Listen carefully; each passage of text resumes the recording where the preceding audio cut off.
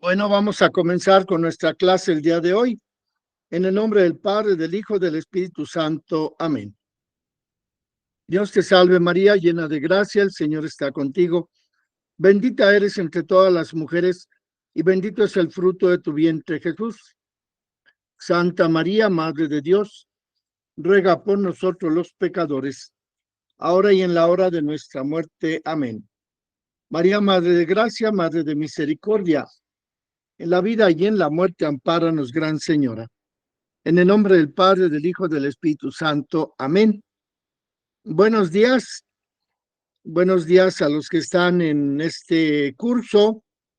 Les agradezco su atención, les agradezco que estén conectados. Y veíamos sábado, el miércoles pasado, veíamos el Evangelio de San Lucas y revisamos todo el primer capítulo 1 y 2 de ese Evangelio de San Lucas.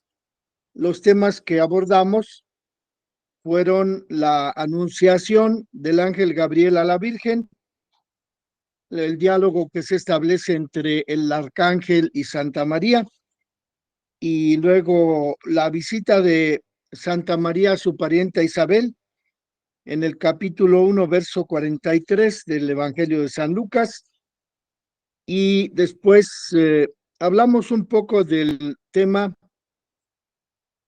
de los hermanos y hermanas de Jesús. Y ahí decíamos que la,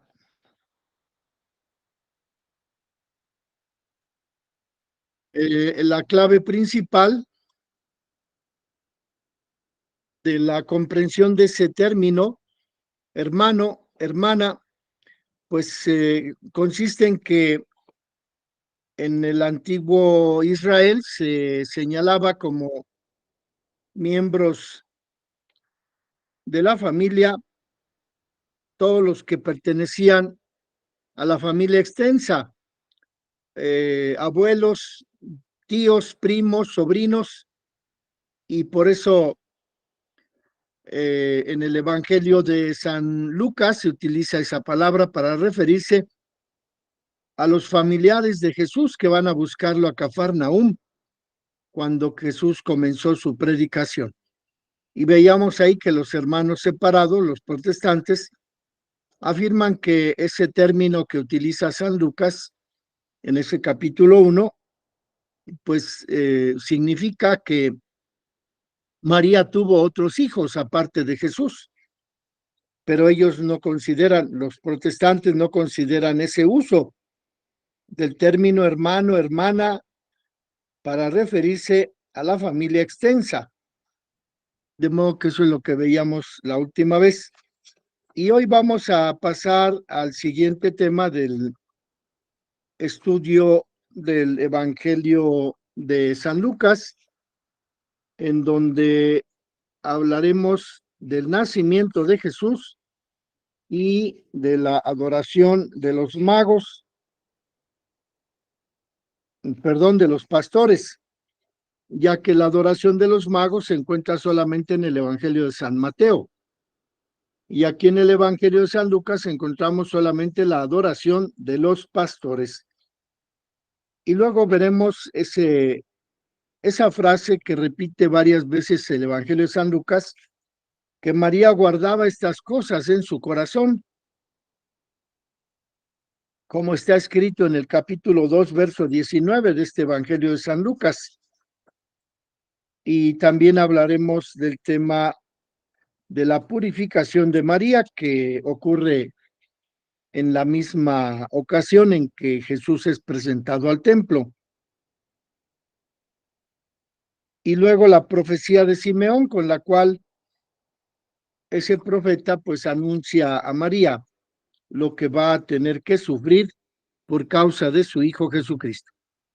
Entonces, pues vamos a comenzar con el tema de San Lucas acerca del nacimiento de Jesús y los hechos sucesivos.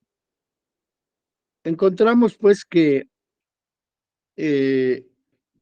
en el capítulo 2 de San Lucas Este evangelista que fue discípulo de San Pablo nos informa que María estaba encinta como cualquier mujer de este mundo y así emprendió el viaje a Belén desde Nazaret porque el emperador Augusto, el emperador romano, había exigido que fuesen a empadronarse todos los habitantes de los territorios sometidos al Imperio Romano para levantar un censo. De modo que el viaje de Nazaret a Belén, pues María lo hace junto con su esposo y llegando a Belén, allí se le cumplieron los días del parto, como lo dice el evangelista San Lucas en el capítulo 1, verso 5 de su evangelio. De modo pues que al llegar San José y la Virgen a Belén, buscaron un lugar para alojarse y el lugar que encontraron fue una cueva donde se guardaba el ganado. De modo que allí en la cueva donde se hospedaron para realizar el censo que había mandado establecer el emperador Augusto, le llegaron los días de su nacimiento, del parto, a María Santísima. Y la expresión que usa San Lucas, María dio a luz a su hijo, se refiere a un parto real, no es un parto aparente. Y una vez que hubo dado a luz la Virgen a su hijo, el mismo evangelista nos refiere que María envolvió en pañales a su hijo y lo recostó en un pesebre, es decir, en un lugar donde comían los animales, allí en esa cueva, en ese establo, en ese lugar que encontraron para hospedarse. Y esta expresión que nos refiere San Lucas, pues significa el cariño de la mamá para con su hijo, ya que envolverlo en pañales y reclinarlo en un pesebre, pues significó el acto de amor, de cariño con el que la Virgen manifestó su amor por su hijo. El evangelista San Lucas le otorga diferentes sentidos a esta expresión de que María envolvió a su hijo en pañales. Por ejemplo, la significación de que es la condición frágil, la del niño Jesús, y que con ese hecho de que María lo envuelve en pañales, San Lucas está significando que Jesús algún día estará en el sepulcro envuelto en los lienzos. Este recién nacido es de origen glorioso, pero ese origen del cielo, de haber sido nacido, de haberse unido las dos naturalezas, la humana y la divina, en el seno de María, no se revela hacia afuera. El niño nace y al nacer se hace solidario de nuestra condición humana. No está rodeado de gloria en el nacimiento. Como hijo del hombre está envuelto en pañales, igual que cualquier otro niño, necesitado de protección y de cuidados. Y el signo de los pañales, pues es signo de la condición frágil, pero también es el signo de su destino. Jesús es envuelto en pañales por María y ello anuncia la envoltura que hará más tarde José de Arimatea. con una sábana para ponerlo en el sepulcro, como leemos en el mismo capítulo, Evangelio de San Lucas, capítulo 23, verso 50, ya casi al final de este Evangelio. Y esos pañales con los cuales la Virgen envuelve a su bebé, del que nos relata San Lucas, también significan los cuidados, el amor con el que María cuidaba a su bebé. El hecho de estar depositado en un pesebre no,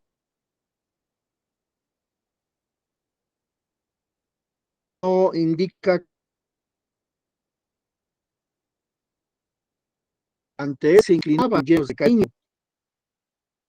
Y el evangelista San Lucas ve en Santa María y en San José los primeros testigos de la encarnación del Hijo de Dios en el seno de la Virgen Santísima. Pues esos tres aspectos al menos son el significado del hecho de que María envolviera a su hijo en pañales. Su condición frágil, su destino que sería el de la muerte y el signo de cuidados amorosos de parte de la Virgen. Eso es lo que significa el hecho de que María envolvió a su bebé en pañales. El otro aspecto importante que aparece en este Evangelio de San Lucas, la presencia de los pastores, que al recurrir, al darse cuenta de que algo había sucedido allí en la cueva, donde estaba el niño, en el pesebre, pues se presentan en el lugar y ellos, los pastores, son los que hacen la figura de los primeros evangelizadores de la comunidad cristiana, ya que al presentarse en el momento en que nace Jesús, se anticipa cuando Jesús renacerá a la vida eterna por medio de la resurrección, por medio de la Pascua. Por ello, algunas expresiones que se encuentran en este capítulo 2 de San Lucas, que se refieren a los pastores, pues significan también ese acontecimiento por el cual los pastores son considerados los primeros evangelizadores. Porque allí, en la cueva de Belén, al llegar los pastores se llenaron de luz.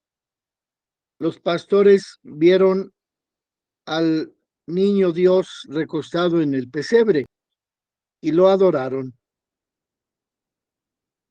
Y las expresiones que utiliza San Lucas en el relato del encuentro de los pastores con el niño en el pesebre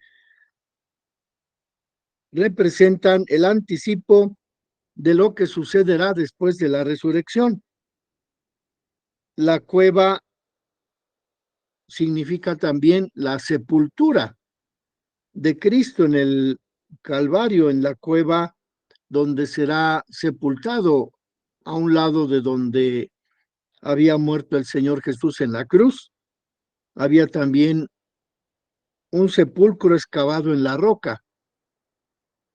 De modo que el hecho de que San Lucas nos diga que la Virgen encontró lugar en una cueva, pues anticipa a San Lucas el acontecimiento de la resurrección, de la muerte de Cristo, de la sepultura de Cristo,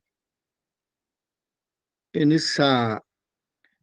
ese sepulcro que preparó José de Arimatea, a un lado de donde había muerto Cristo en la cruz.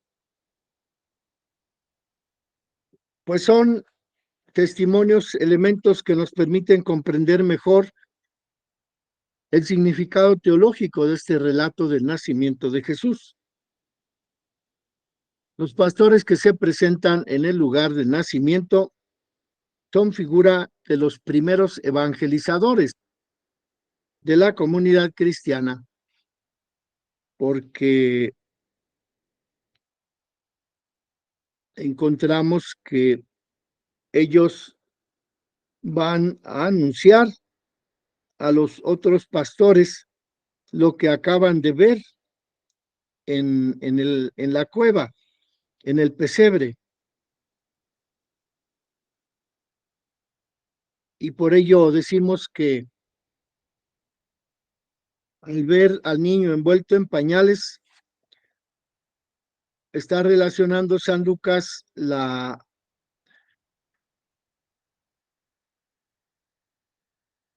mirada que encontrarán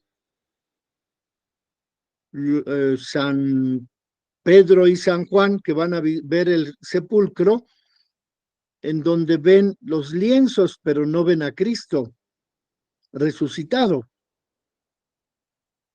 Por ello, San Lucas se refiere a que el niño estaba envuelto en pañales, porque quiere dar a entender que en el Calvario también los apóstoles irán a ver al Señor, pero solo encontrarán los lienzos.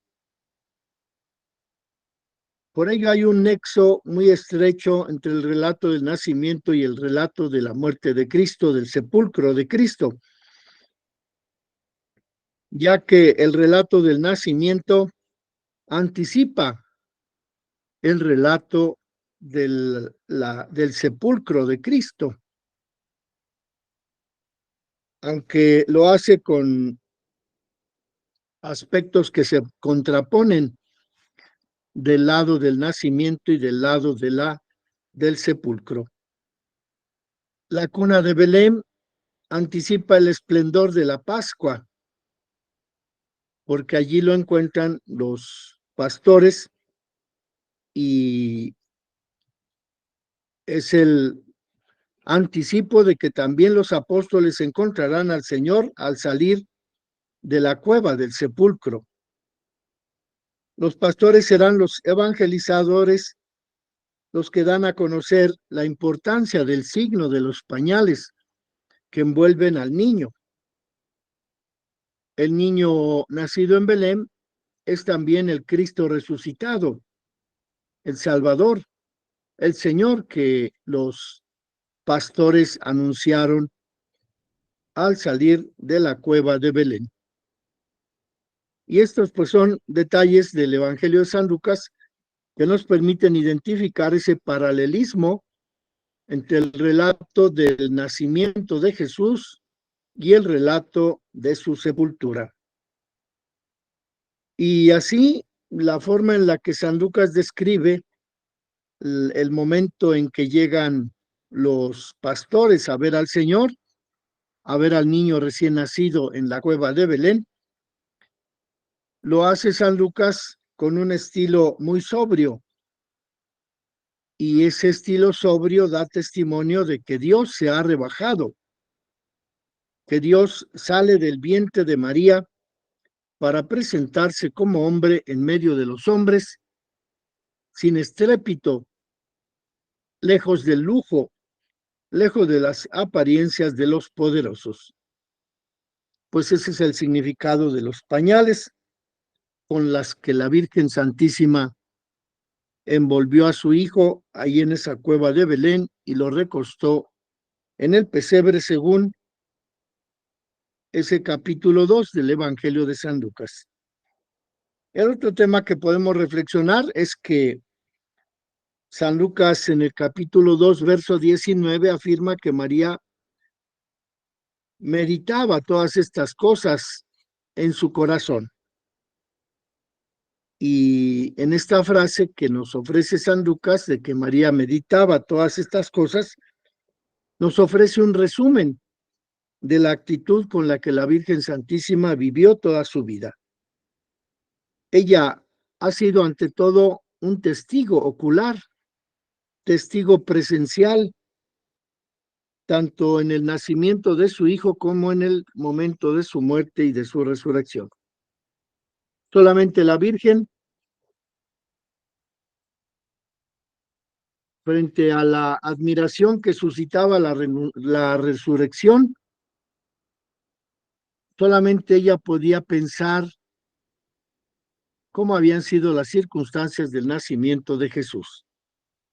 Por eso a San Lucas le interesa remarcar que después de que los pastores fueron a ver al Señor Jesús en la cueva, en el pesebre, la Virgen Santa guardaba todas estas cosas meditándolas en su corazón, porque también San Lucas nos referirá de qué manera en el sepulcro, en el Calvario, la Virgen Santísima estuvo presente, recordando todo lo que había sucedido durante la vida del Señor Jesucristo. Por ello, en el capítulo 2, verso 19, dice San Lucas que María guardaba todas estas cosas en su corazón, es decir, las interpretaba, ya que San Lucas escribe una forma verbal que significa eso, la interpretación de los acontecimientos que María estaba meditando en su corazón y llevando a una conclusión más o menos definitiva acerca de lo que ella estaba viviendo. Y así, San Lucas nos permite comprender de qué manera las dos realidades se podían comparar. El hecho de que María hubiese dado a luz a su hijo en un pesebre y que lo hubiera envuelto en pañales, y el hecho de que Cristo también en el sepulcro sería envuelto en una sábana. Se trata pues de una comparación que San Lucas nos induce a pensar desde ese capítulo 2, en donde afirma que ella, la Virgen, meditaba las cosas que estaba viviendo, que estaba viendo ante sí, y que para San Lucas esa fórmula de decir, de escribir, que María interpretaba las cosas en su corazón o que las guardaba en su corazón, nos permite llegar a la conclusión de que San Lucas tenía una visión muy clara de los hechos, de cómo el relato que él logró describir y que recibió a su vez de la Virgen Santísima, le encontró San Lucas una explicación, puesto que la Virgen llegó a ser la única capaz de penetrar en el misterio del nacimiento. Y ese misterio pues se prolongó hasta que María acompañó a su hijo Jesucristo al Calvario, en donde murió en la cruz, y después María acompañó el cuerpo muerto de su hijo para depositarlo en el sepulcro. Ella era la única protagonista que había visto nacer a su hijo Jesucristo, y por eso San Lucas pone esas palabras de que María interpretaba todas esas cosas que estaba viviendo, las interpretaba en su corazón. Esta es pues la riqueza del capítulo 2 del Evangelio de San Lucas, que nos habla de ese acontecimiento de que María envolvió a su hijo en pañales y lo recostó en el pesebre.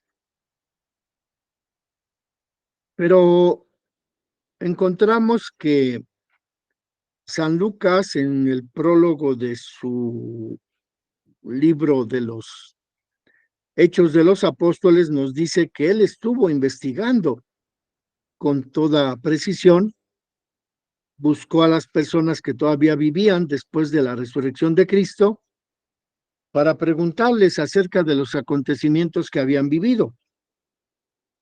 Y encontramos que también los padres de la iglesia y algunos otros escritores señalan que María es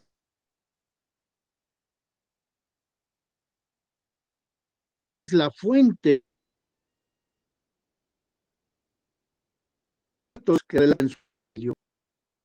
es María el origen de esos relatos con los cuales la primera comunidad recibió las noticias relativas al origen humano y relativas a los primeros años de vida del Salvador. Porque San Lucas en esos primeros 2 capítulos pues nos habla de la infancia de Jesús, de cómo fueron esos acontecimientos que rodearon su nacimiento, la circuncisión, la profecía de Simeón, la presentación al templo, y cómo en ese primer capítulo 1 y capítulo 2, que se han dado en llamar los evangelios de la infancia, encontramos los datos que la Virgen Santísima le proporcionó de primera mano al evangelista San Lucas para que él los pusiera por escrito, ya que ni San Mateo, ni San Marcos, ni San Juan dicen esto acerca de Jesús de una manera tan clara, tan explícita como lo hace San Lucas. Por ello, afirmamos que la Virgen Santísima tomó conciencia de lo que había visto, de lo que había vivido, y la Virgen misma se lo platicó al evangelista San Lucas. Y para nosotros, pues eso es una conclusión muy importante, porque con ello llegamos a conocer los detalles de la encarnación, de cómo el Señor se encarnó en el seno purísimo de la Virgen Santísima. Solamente ella tuvo una experiencia directa de esos hechos y lo registró, lo recordó hasta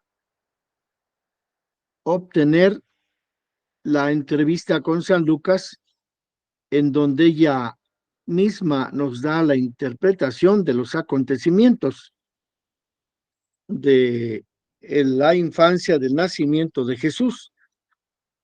Y desde luego, pues esto lo encontramos escrito por San Lucas después de que Cristo resucita, después de la revelación de la Pascua.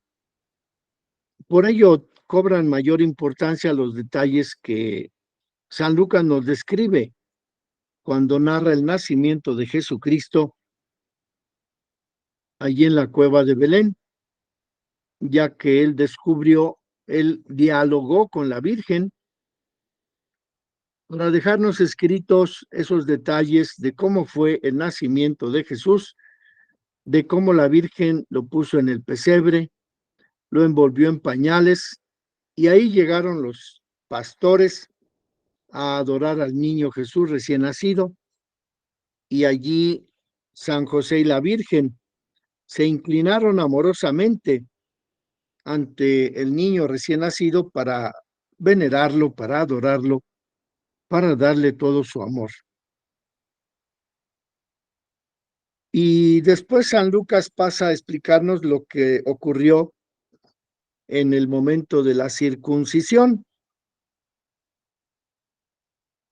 ya que María y José llevaron a cabo los ritos prescritos por la ley de Moisés,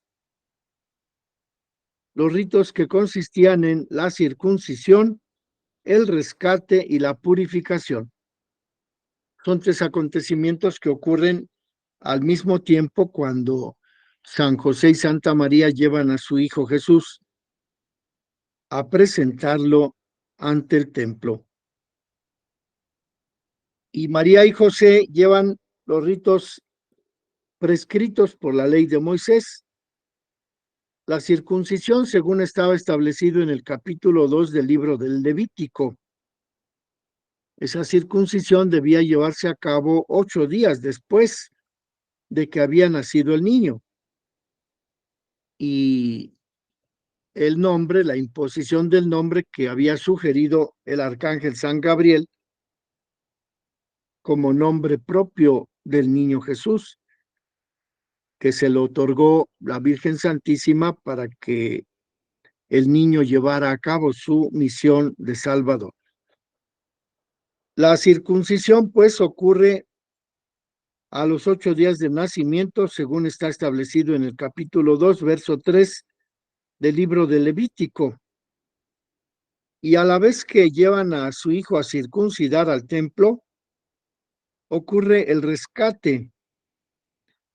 Según la ley, el rescate de los primogénitos de sexo masculino a la edad de 1 mes.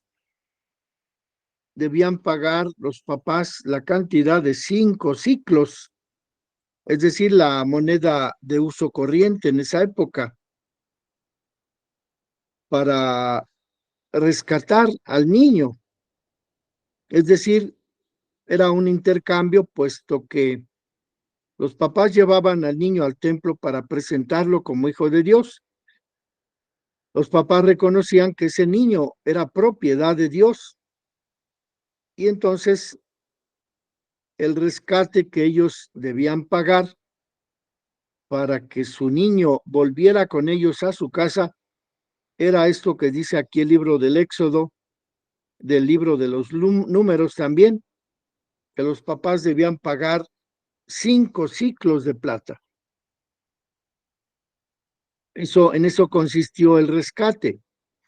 O también lo que nos relata San Lucas, las 2 tórtolas y un pichón en rescate del niño, ya que pues ese niño era propiedad de Dios, pero ellos con la ofrenda que llevaban, pues ya podían continuar educando al niño en su propia casa.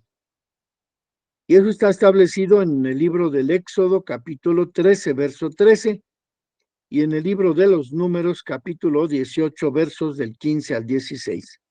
El rescate que debían pagar los papás después de haber presentado a su primogénito como hijo de Dios. Pero también en el mismo momento, en la misma ofrenda con la que los papás llevan al niño Jesús al templo, se realiza la purificación de María.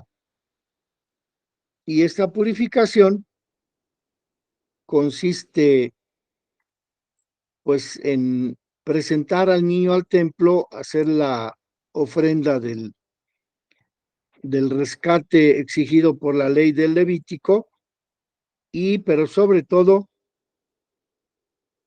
en presentar al niño como hijo de Dios.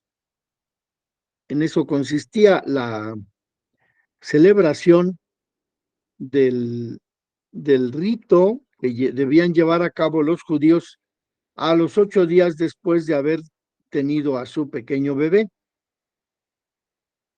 De modo que la presentación del niño en el templo es el rito más importante que la circuncisión y más importante que el pago del rescate, puesto que con esa presentación el niño era aceptado por Dios como hijo. El pueblo tenía que llevar a sus hijos al templo para consagrarlo a Dios. Como lo dice San Lucas, pues el niño fue llevado al templo para ser consagrado a Dios. Y Dios purifica al pueblo, cuyo símbolo más importante es el pueblo, la gente que vivía en Jerusalén y el templo de Jerusalén, que son las dos instituciones que aquí en el Evangelio de San Lucas, capítulo 2, versos del 30 al 32, aparecen recurrentemente. El pueblo y el templo, que eran representaciones de lo que en el Antiguo Testamento Dios había querido hacer de su pueblo. Había querido elegirlo como pueblo de Dios. El templo lo había querido realizar Dios como el símbolo de la presencia divina de Dios en medio del pueblo. Y esa purificación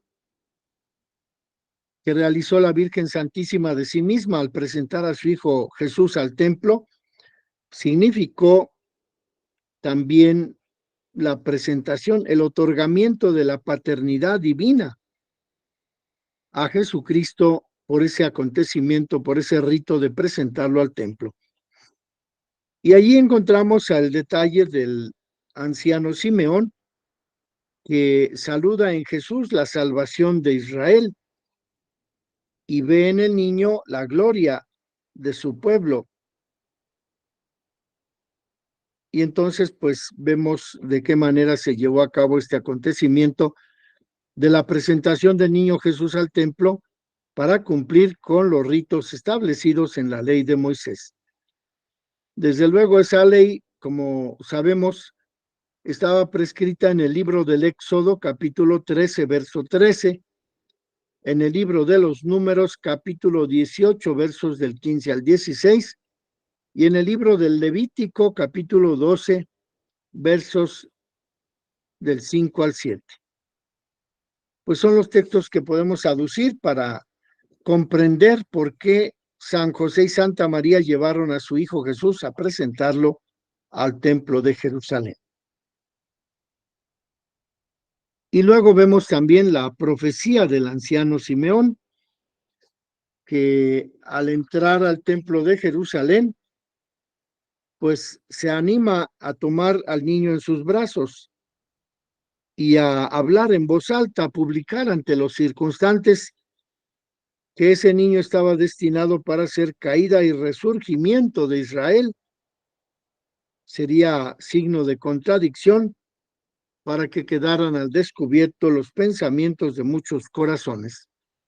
Y a María Santísima le anunció que una espada le atravesaría el alma. Pues son los acontecimientos que tienen que ver con esta presencia del anciano Simeón, que era un profeta, un hombre justo, un hombre sabio, que esperaba la redención de Israel y que cuando ve llegar al niño Jesús en el templo de Jerusalén, prorrumpe en gritos de alabanza a Dios para darle gracias porque le ha permitido a él, a ese anciano Simeón, le ha permitido presenciar al Hijo de Dios en el templo de Jerusalén y que a quien llama él, Simeón, gloria de su pueblo Israel y luz de las naciones. Y encontramos que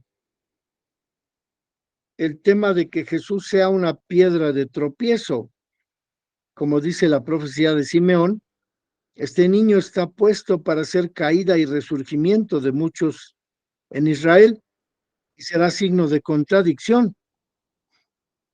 Esas frases, pues, las encontramos en el capítulo 2, versos 34 y 35 del Evangelio de San Lucas, pero con esas frases descubrimos cuál era la profundidad de la revelación que el anciano Simeón había recibido.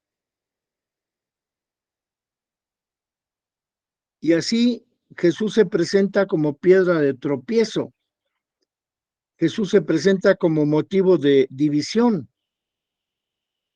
El evangelio que Jesús pronunciará es una sacudida para muchos en Israel.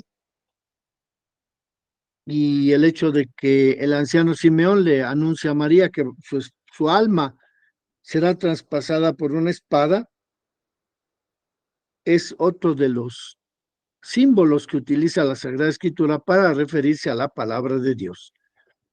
La espada que atravesaría el alma de la Virgen sería la palabra de Dios, inexorable, la palabra filosa como espada de dos filos, esa espada que le anuncia el anciano Simeón. María la recibió también como una profecía que se refería a ella. Este niño será puesto como ruina y resurgimiento, y a ti misma una espada te atravesará el alma. Aquí se refiere pues que la espada que traspasaría el alma de María era el propio Jesucristo, era la palabra de Dios que debía cumplirse a lo largo de toda la vida de Jesucristo.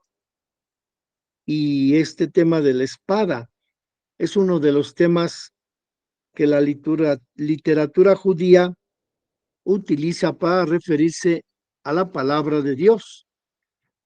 De modo que la palabra de Dios es la que hará que la Virgen Santísima tenga que sufrir ese encono, esa eh, tristeza, esa división que es, con la que resurgirán muchos en Israel, pero que también muchos serán juzgados como no pertenecientes al nuevo pueblo de Dios.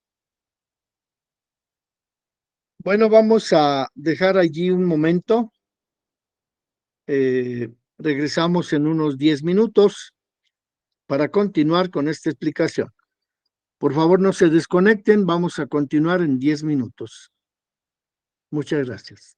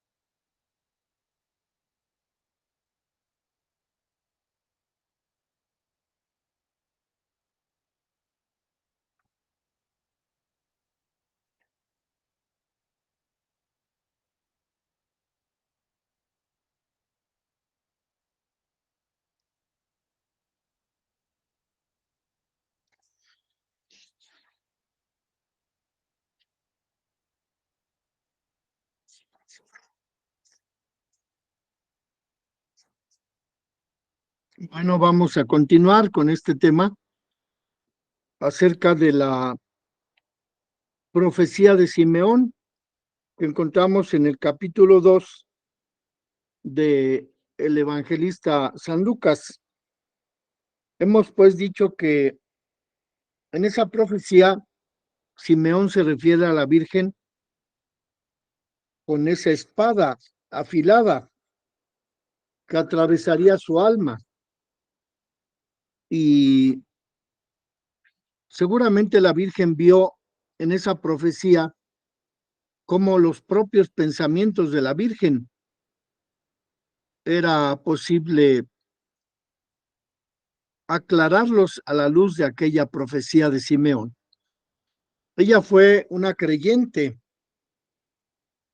que lo mismo que el pueblo de Israel tendría que enfrentarse con la palabra de su hijo.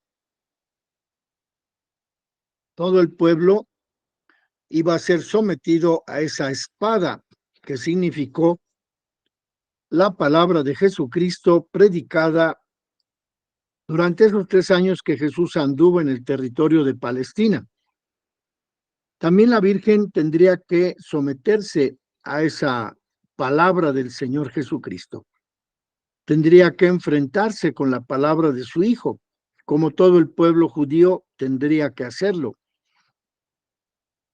Y este encuentro con la palabra, este enfrentamiento, pues está simbolizado por la espada que Simeón profetizó, ante la cual la Virgen Santísima sería atravesada. Su alma se vería profundamente penetrada por esa palabra, por la vida de Jesucristo, por su evangelio, sus milagros, sus dichos, sus acciones. De modo que ante la Virgen María, esa palabra penetraría profundamente en la Virgen. Ella, con una actitud sapiencial, se esforzaba por sondear, por comprender el alcance de las palabras de su Hijo, aun cuando esa palabra le provocara sufrimientos, aun cuando la vida de su Hijo le causara dolor.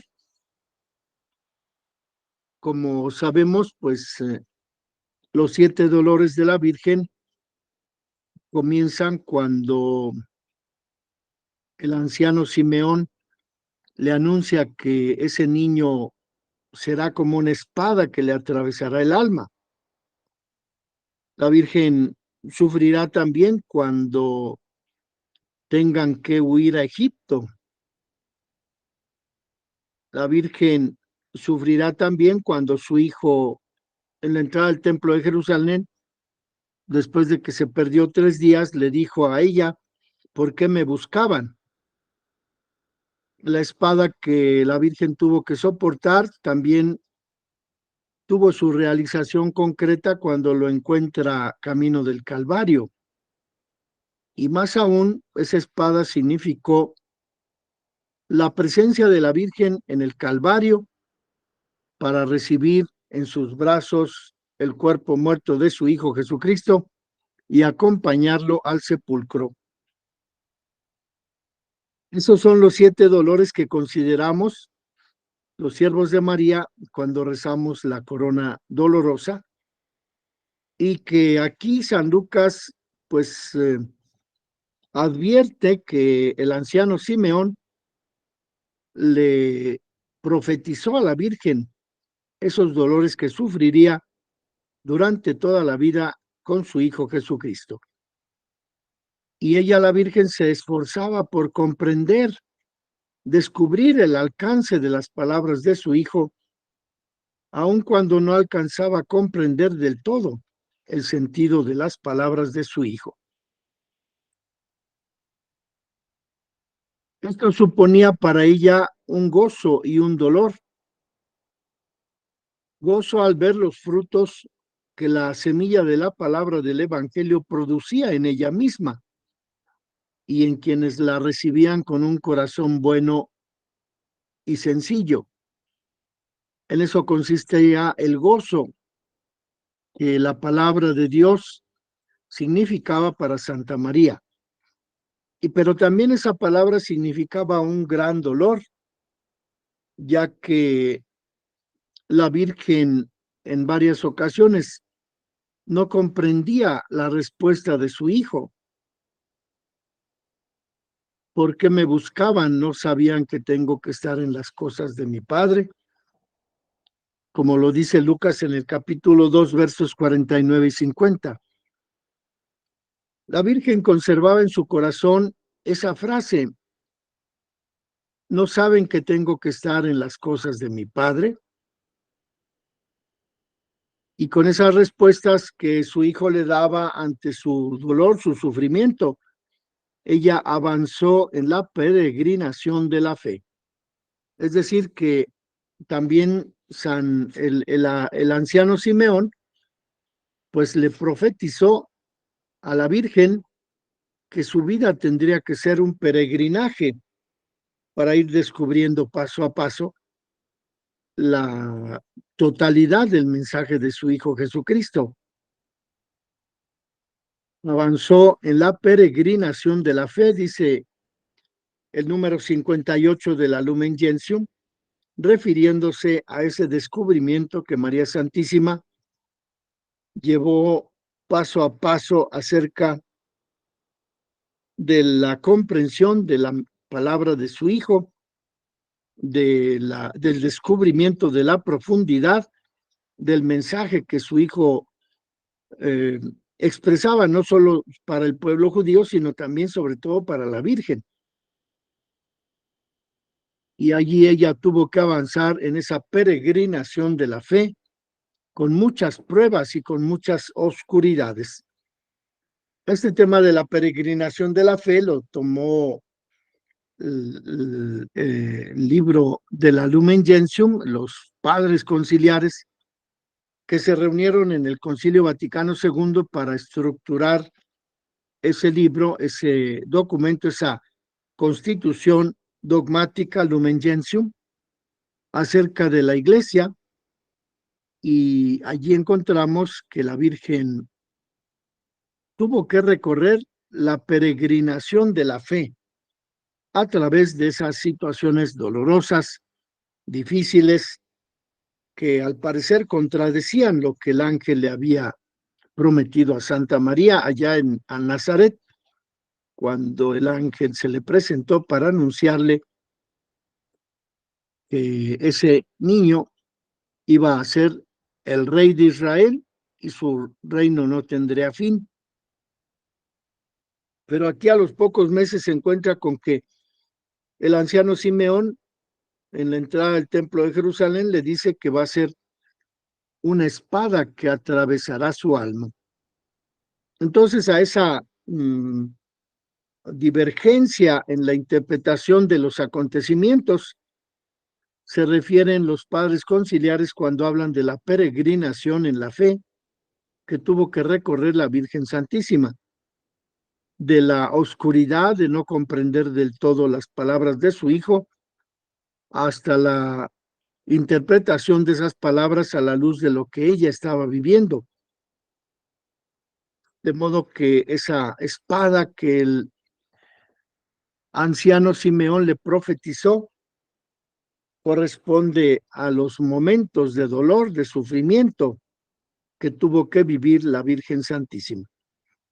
El momento culminante de la aflicción de la Virgen ocurrió cuando su hijo fue crucificado. Obedecer la voluntad del Padre significó para la Virgen Santísima permanecer fiel a las palabras de su hijo, a las acciones, a las decisiones que su hijo tomó en su vida mortal. Y ese permanecer fiel a la palabra de su hijo brilló en los momentos más difíciles, como en el momento de la crucifixión de su hijo Jesucristo, ya que el ángel le había prometido que su hijo gobernaría a su pueblo por los siglos y su reinado no tendría fin. Entonces la fe de la Virgen se vio puesta a prueba en el momento de la cruz y podemos decir que allí ella pudo comprender del todo lo que significó la profecía de Simeón con esa figura de la espada que atravesaría el alma de María al acompañar, al cumplir la voluntad de Dios que ella asumió de acompañar a su Hijo Jesucristo a todo lo largo de su vida. Y el punto crucial de que la espada atraviese el alma de María, pues es el momento en que Cristo muere en la cruz. Fue el momento en que la espada de dolor expresó, se manifestó en su manera más plena, más total, más completa, más dolorosa, al momento en que Cristo es crucificado y muere en la cruz. Por ello, el evangelista San Lucas nos presenta que la compasión de la Virgen abarcó todo el arco de la misión, todo el arco del tiempo, todo el tiempo que ella mantuvo su fidelidad a la misión de su Hijo Redentor, especialmente en el drama del Calvario. Es cuando la compasión de la Virgen encuentra su momento más esplendoroso, más culminante, más importante de la vida de María, cuando tiene que acompañar a su Hijo Jesucristo al Calvario y verlo morir en esa cruz. De hecho, la Virgen Santísima aceptó que su vida fuese una confrontación constante con la palabra del Señor que le había sido revelada por el ángel Gabriel en Nazaret. Esa palabra del Señor, pues María Santísima la aceptó con el fiat que expresó ante el ángel Gabriel para salir de sí misma y seguir los caminos de Dios. Fue una aceptación con la cual la Virgen decidió acompañar, aceptar la voluntad de Dios, del Padre que le proponía el arcángel Gabriel, y acompañar a su Hijo a lo largo de toda su vida de sufrimiento. Ella debía conducir a su Hijo por un camino difícil, de dudas, de incertidumbre, y por ello también la Virgen Santísima es hermana nuestra, ya que compartimos con ella la fatiga de crecer en la fe. Paso a paso, viendo acontecimientos contradictorios, sufriendo el dolor de la aparente contradicción entre la misión que Dios le encomendó a la Virgen y las realizaciones concretas de esa vida de María en los momentos dolorosos del sufrimiento por su Hijo Jesucristo. Pues es la revelación que encontramos aquí en el Evangelio de San Lucas y que nos permite asumir la palabra del Señor como una espada, es decir, como una profecía de aquello que tendremos que padecer también nosotros a lo largo del camino de la vida por aceptar nuestra vocación de hijos de Dios, nuestra vocación de discípulos de Cristo, nuestra vocación de imitadores de la Virgen Santísima. Pues es lo que trata el capítulo 2 del evangelista San Lucas. Y bueno, no sé si tengan alguna pregunta hasta este momento. Hacemos un breve paréntesis para que si tienen alguna pregunta, alguna duda, algún comentario, pues puedan hacerlo en este momento.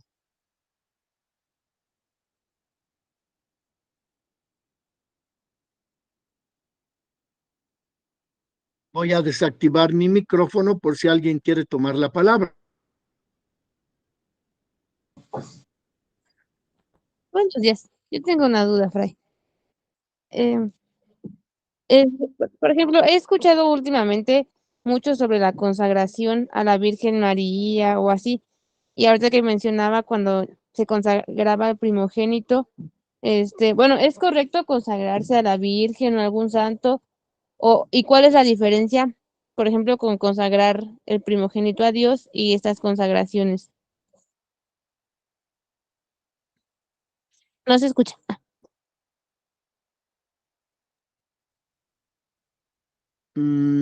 Consagrar significa hacer sagrado o poner las condiciones para que una cosa o una persona sea sagrada.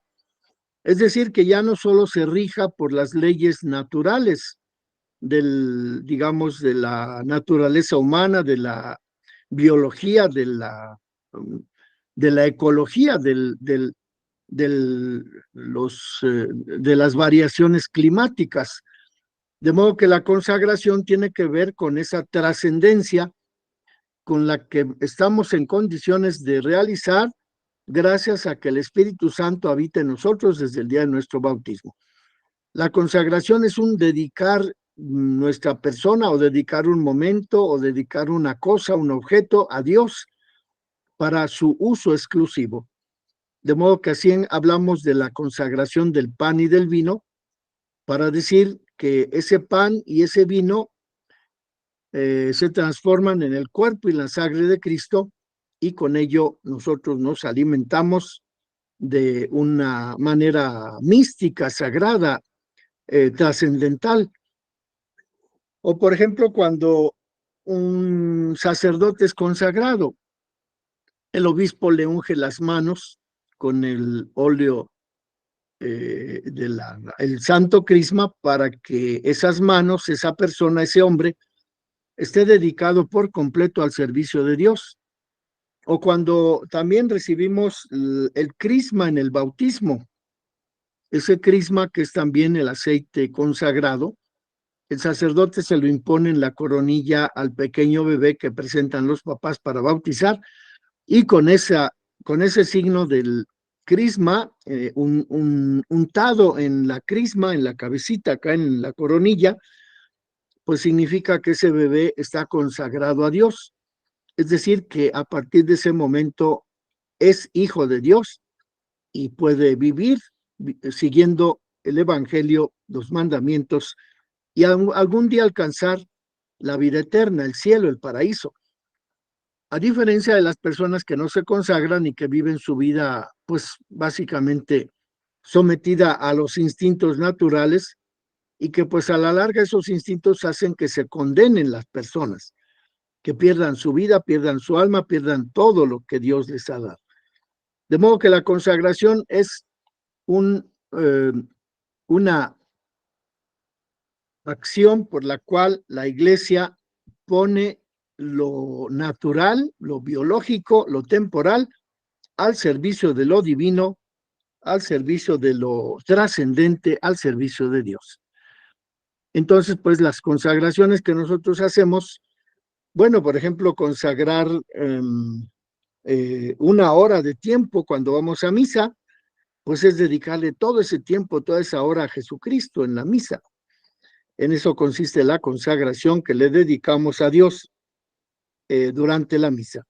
¿Qué otra consagración encontramos? Bueno, pues la consagración que hace una persona a la Virgen, pues supuestamente esa persona quiere dedicarse totalmente a la Virgen, quiere venerarla, quiere rezar el rosario, quiere seguir el ejemplo de la Virgen para que también esa persona protegida, guiada por la Virgen, llegue algún día al mismo destino que ha llegado la Virgen. Es lo que le puedo decir. ¿Alguna otra pregunta? No, todo claro. Muchas gracias.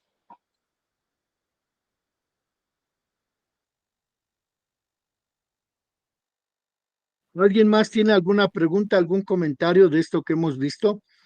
Desde luego Padre, aquí la prescripción, sí, dígame.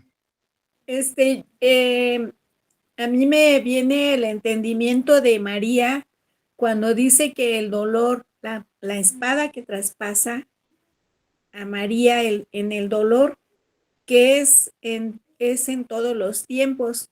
Entonces me viene el entendimiento que a quién otra persona pudo haber elegido Dios, sin más que ella, porque estaba preparada, en su purificación y que solamente ella podía resistir ese dolor de nuestro Señor cuando lo crucificaron. Y yo me pregunto, ¿a quién más podría ser?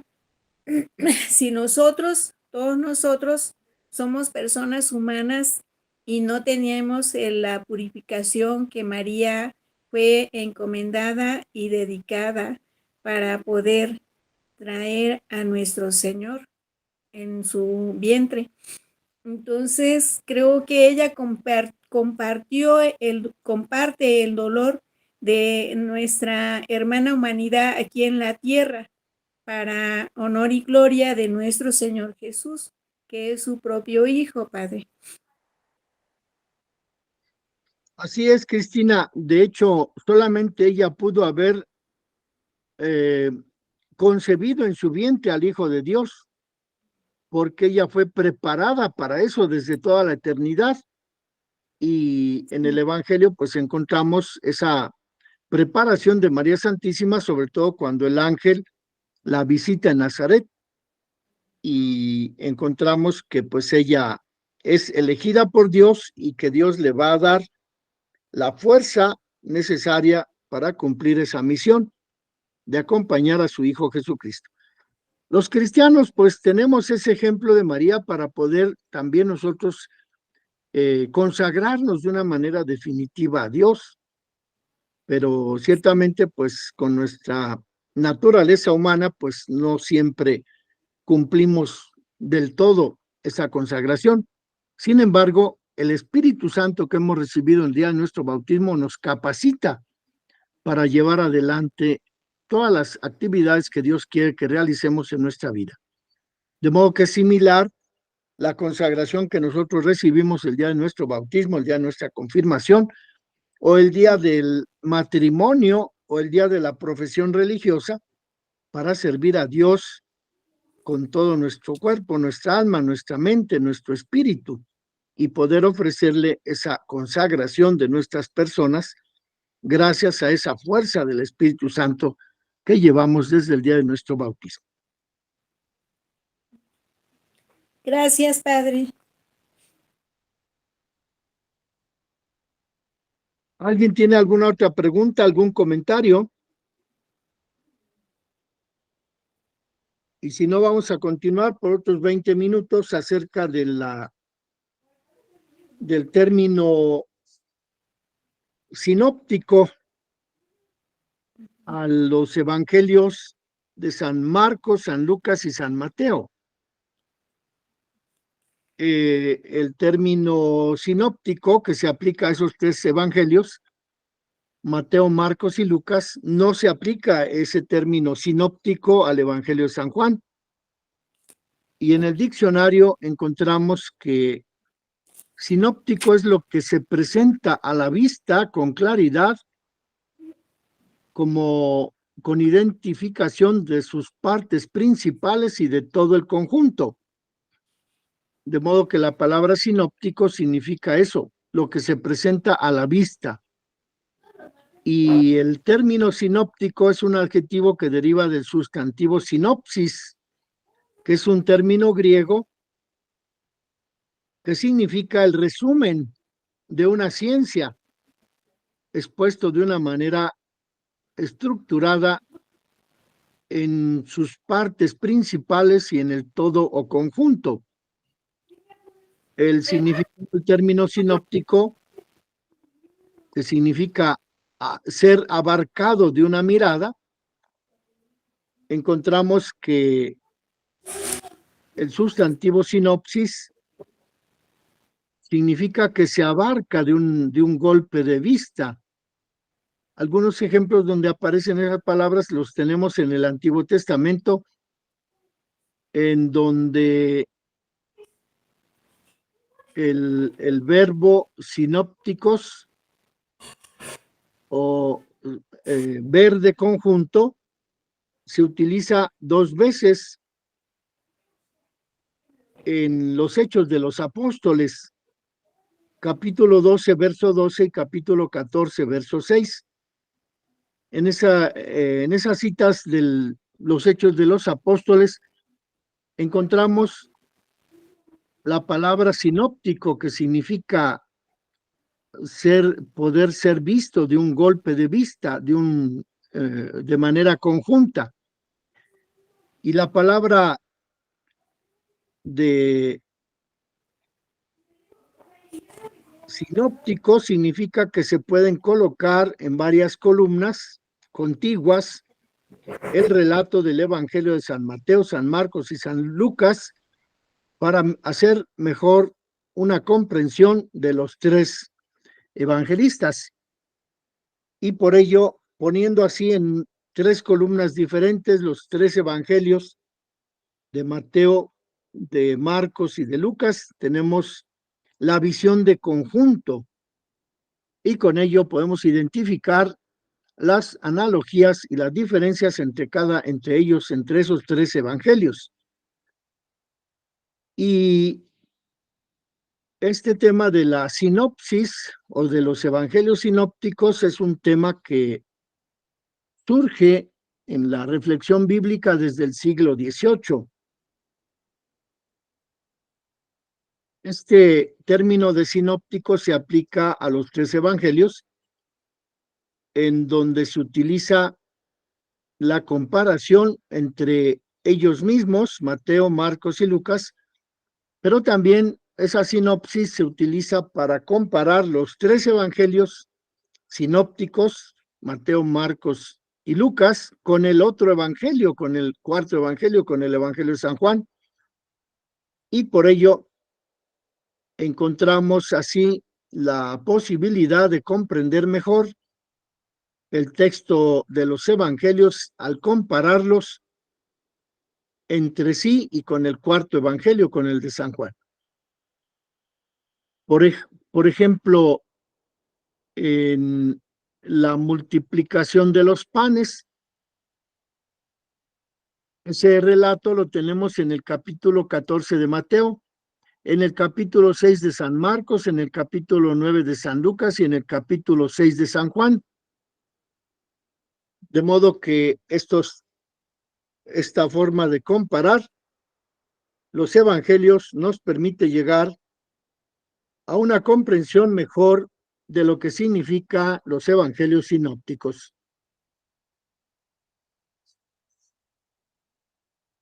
En los sinópticos, pues, le dicen los discípulos a Jesús que es necesario despedir a la gente para que vaya a conseguir comida. En el Evangelio de San Juan, en cambio, Jesús es el... Por favor, nos repite esto, nos repite lo de Mateo, Marcos y Lucas, por favor. Las citas de la multiplicación de los panes. Sí, me dijo Mateo 14, versos del 13 al 23. 13 al 23, más. Marcos, capítulo 6, versos 30 al 44. 30 al 44. Lucas. San Lucas, capítulo 9, 9, versos del 10 al 17. 10 al 17. Muy Juan, amable. capítulo 6, Juan, capítulo 6, versos del 1 al 14. del 1 al 14. Así es. Muchas gracias. Gracias. Gracias, es que como a veces va muy rápido, no alcanzamos. Entonces, en el Evangelio de San Juan, Jesús toma la iniciativa de mandar a sus hijos a conseguir el pan. En cambio, en los otros evangelistas, Mateo, Marcos y Lucas, ellos son quienes toman la iniciativa de ir a buscar pan. Entonces, así comprendemos mejor este relato de la multiplicación de los panes. En los sinópticos, Mateo, Marcos y Lucas, los discípulos reparten el pan. En cambio, en Juan, en el Evangelio de San Juan, es Jesús quien distribuye personalmente el pan. En ese relato del capítulo 6, versos del 1 al 14. Entonces encontramos esas diferencias entre el Evangelio de San Juan, que toma un giro diferente al relato que hacen los apóstoles evangelistas sinópticos. Y también cuando, por ejemplo, encontramos que San Juan evoca el paso del Mar Rojo contado en el Éxodo, y así recuerda la grandeza de Moisés. Juan describe a Jesús como el pan del cielo, del cual Moisés es solo una sombra. En cambio, en los discípulos, el relato de la multiplicación de los panes no se refiere a esa comparación entre Jesús y Moisés, que también Moisés provoca el maná en el desierto. Y entonces encontramos estos detalles de la diferencia en los relatos, puesto que hay algunas semejanzas y diferencias. Entonces, pues, en un nivel informativo, ya que no podemos profundizar, preferimos continuar con el mismo texto para verificar los elementos comunes y los elementos diferentes en cada uno de los autores en relación con el Evangelio de San Juan. Entonces, alguna interpretación que podemos hacer es que en algunas expresiones encontramos en los sinópticos lo que Jesús hace después de la multiplicación de los panes. Despide a la gente: denles ustedes de comer. 5 panes y 2 pescados. Tomó los 5 panes y los 2 pescados y los repartió, los dio a los discípulos, y todos comieron hasta saciarse. Recogieron 12 canastos de sobras. En estos datos comunes, Jesús, según el Evangelio de Marcos y de Lucas, encontramos que Jesús les habla del reino de Dios a través de esa multiplicación de los panes. En cambio, San Marcos describe a la gente como ovejas sin pastor, y encontramos pues esas diferencias entre los mismos evangelistas sinópticos, en donde Jesús les dice a sus discípulos: denles ustedes de comer, ya que Jesús los considera preparados para saciar el hambre de la multitud. Y lo que hace a continuación, multiplicar los 5 panes. La incapacidad de los discípulos es aceptada por Jesús, obligado a hacer lo que había mandado a los discípulos: dar de comer a la gente. Y allí encontramos pues esta reflexión, por medio de la cual, a partir de lo que leemos en los evangelios sinópticos, los que andan con Jesús no solo se salvan de la muerte, sino que también comen en abundancia. Los que andan con Jesús recogen 12 canastos, que es la representación, la garantía de que siempre podrán comer pan, que es el regalo del cielo por medio de Jesús. Y así podemos encontrar otros detalles de diferencias entre los evangelistas sinópticos y el Evangelio de San Juan.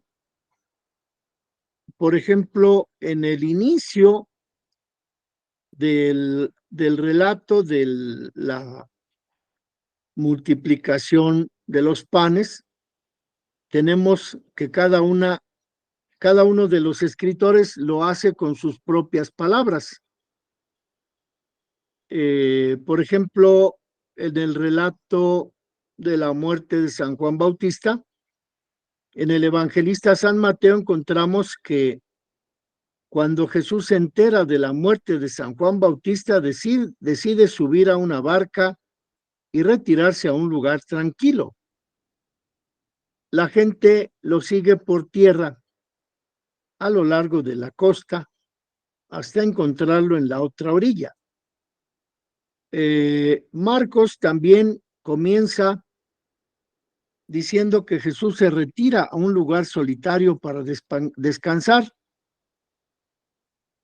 En el caso de San Lucas, cuando Jesús recibe el anuncio de la muerte de San Juan Bautista, San Lucas coincide con el relato de San Marcos.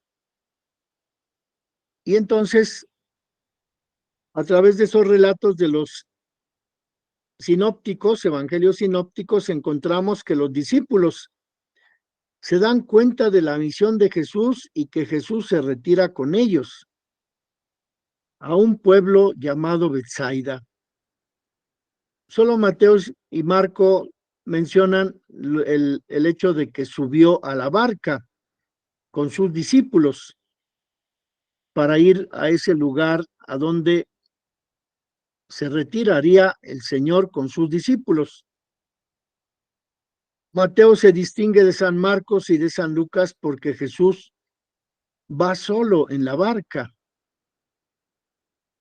Se supone que los discípulos acompañan a Jesús o llegan a Jesús por otro lado. Vemos pues que estas discrepancias en el caso del relato de los milagros que realizó Jesús, las discrepancias entre el relato de los sinópticos y el relato de San Juan nos ponen ante el reto de interpretar las discrepancias. En Mateo da la impresión de que Jesús huye de Herodes, pero leyendo la narración encontramos que el miedo contra Herodes no es motivo para que se retire Jesús. El milagro de la multiplicación de los panes. Sí, dígame.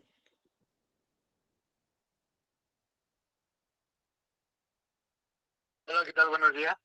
Estoy en una clase, le llamo en media hora.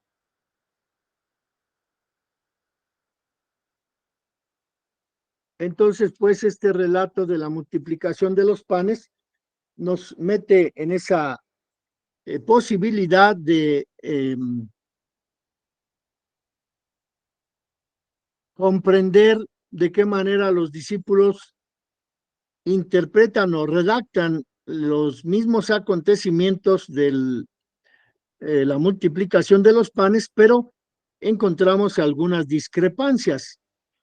Sin embargo, al comparar los tres evangelistas sinópticos con el Evangelio de San Juan, pues descubrimos que nos proporciona cada uno de los evangelistas datos novedosos, ya que cada uno de ellos nos ofrece un punto de vista diferente del punto de vista que nos ofrece cualquiera de los otros redactores del Evangelio. Y entonces, pues, hay que volver a repasar los evangelios para comprender hasta qué punto llega la profundidad del Evangelio del Señor, escrito por esos cuatro autores, Mateo, Marcos, Lucas y Juan. También, desde luego, es necesario descubrir las novedades teológicas que encontramos en la lectura de cada uno de ellos. También pensando en que la experiencia que tuvieron ellos fue diferente. Por ejemplo, San Juan, pues fue el discípulo predilecto de Jesús. Entonces se supone que esa predilección de Jesús por San Juan se encuentra reflejada en la redacción de su evangelio. San Mateo fue discípulo de Jesús, pero no fue el discípulo preferido. Sin embargo, San Mateo tiene esa capacidad de presentarnos el Evangelio de una manera más estructurada, hasta cierto punto más completa, en el relato de los momentos en que Cristo realizó su predicación. Y tanto Marcos como Lucas pues fueron discípulos de San Pablo, aunque ellos se dedicaron a investigar por su cuenta ya después de que había resucitado Jesucristo. Y por ello encontramos ese detalle tan preciso de los relatos de los milagros, de los dichos, de los viajes de Jesús, tanto en San Marcos como en San Lucas.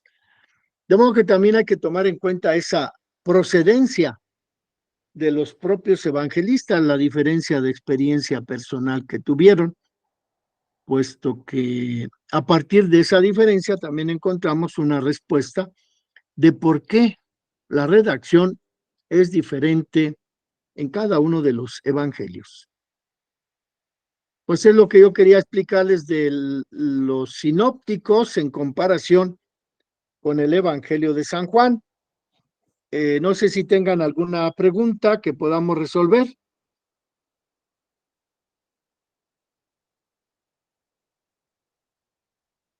Entonces recuerden, sinóptico significa una visión de conjunto. Si ponemos a los tres evangelistas en tres columnas, Mateo, Lucas y Marcos, y así vamos comparando entre las tres columnas lo que dice cada uno de los evangelistas acerca de los milagros de Jesús, podremos encontrar las coincidencias y las divergencias en el relato de esos tres evangelistas. Y si luego hacemos un esfuerzo todavía mayor de comparar esas tres columnas de Mateo, Marcos y Lucas con la otra columna del Evangelio de San Juan, pues encontraremos evidentemente muchas divergencias, pero que nos ayudan a descubrir más ampliamente el mensaje que Cristo quiso dejarnos a través de esos escritores, de esos redactores evangelistas.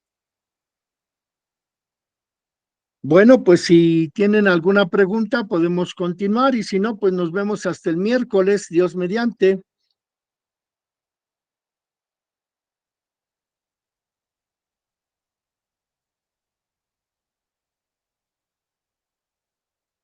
La hermana Belia, ¿tiene alguna pregunta?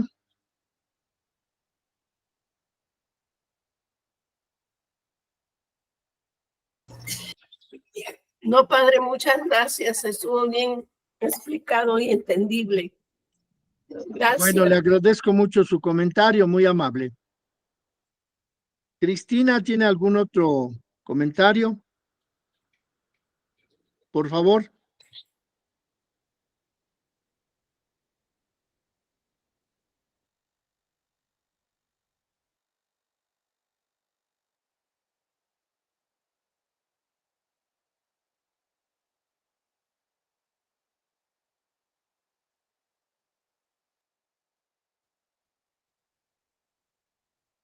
Perdón, Bueno, es que pues, no le había prendido el micrófono. Mi pregunta es de que si ellos escribieron al mismo tiempo o en diferentes tiempos, en diferentes lugares.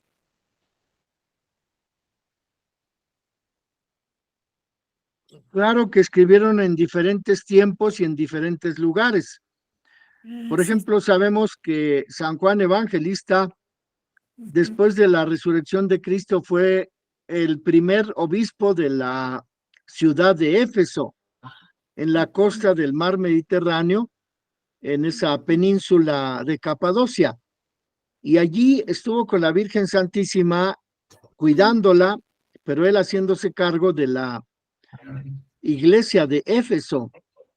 Y sabemos que ahí San Juan Evangelista redactó su evangelio en la en la costa, en la ciudad de Éfeso. En cambio, San Marcos y San Lucas, pues seguramente escriben en la ciudad de Jerusalén, en donde después de haberse enterado de todos los relatos que obtuvieron de las personas que todavía vivían, pues ellos se pusieron a escribir. Y el Evangelio de San Mateo, pues nos da una fecha más precisa de su redacción, ya que es el único que habla de la destrucción de Jerusalén.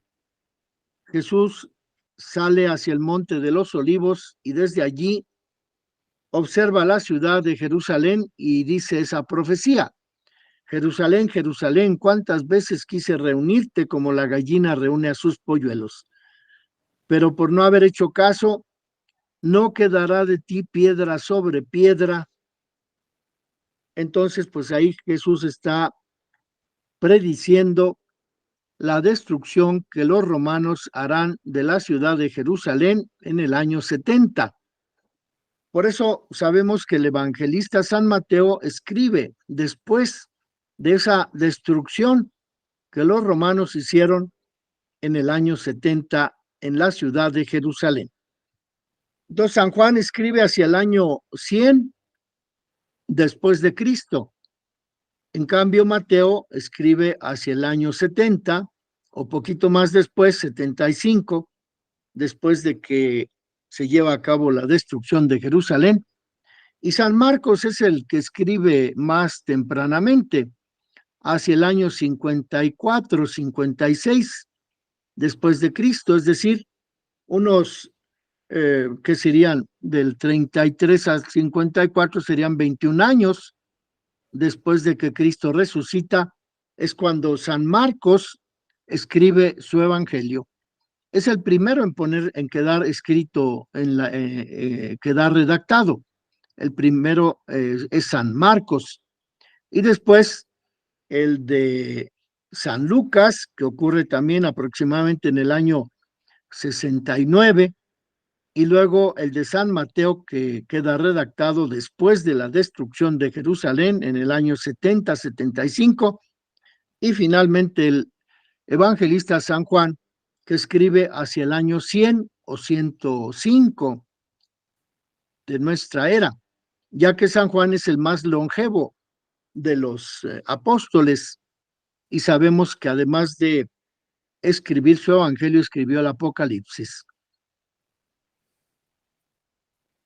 Gracias, Padre. Qué hermoso, porque Dios no se equivoca y fresco. O sea, todos escribieron en su momento la palabra directo de Jesús y de María.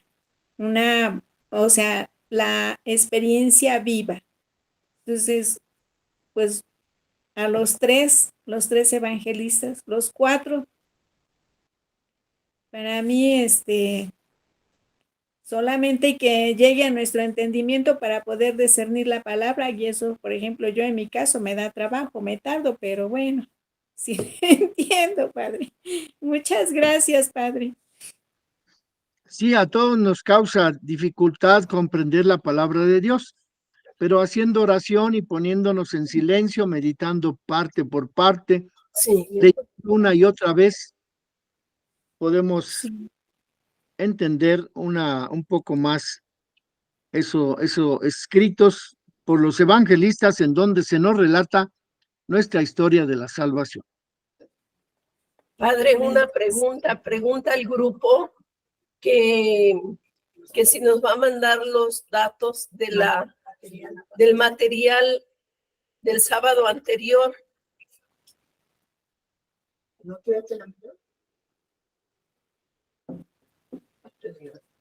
Se lo voy a enviar a la Madre Patricia. Sí. Con todo gusto. Gracias. Para servirle. Bueno, vamos a concluir este momento de reflexión. Vamos a decir todos: Dios te salve María, llena eres de gracia, el Señor está contigo. Bendita eres entre todas las mujeres, y bendito es el fruto de tu vientre, Jesús. Santa María, Madre de Dios, ruega por nosotros los pecadores, ahora y en la hora de nuestra muerte. Amén. María, Madre de Gracia, Madre de Misericordia, En la en vida la y en vida la y en la muerte, muerte, ampáranos, Gran Señora. El Señor esté con ustedes y con tu y espíritu. con tu espíritu. y la bendición de Dios Todopoderoso, Padre, La Hijo y Espíritu recibo en el Santo, nombre del descienda Padre, sobre ustedes del Hijo, del Espíritu y los Santo. acompañe siempre. Amén. Igualmente, Gracias. gracias. Hasta luego, Padre. Buenos días, nos vemos el miércoles, Dios mediante, a las 4 de la tarde. Sí, Gracias, Fray. Bonito día. Hasta luego, gracias. Cuídense Hasta mucho. luego. Hasta luego.